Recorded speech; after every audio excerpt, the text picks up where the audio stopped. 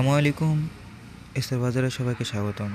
আজকে এলইডি লাইটের পাড়া নিয়ে আসছি। এই আপনার এলইডি লাইটগুলো যদি একবার নষ্ট হয়ে যায় তাহলে আপনি কিভাবে ঠিক করবেন?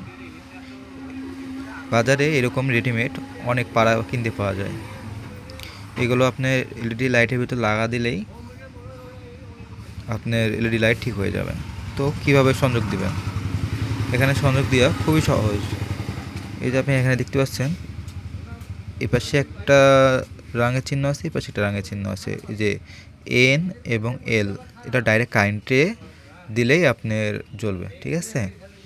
তো ওই লাইটগুলো খুলে ফেলে দিয়ে এই দুই পাশে দুইটা তার কারেন্টের তার লাগাই দেবেন, তাহলে আপনার এগুলো জ্বলবে।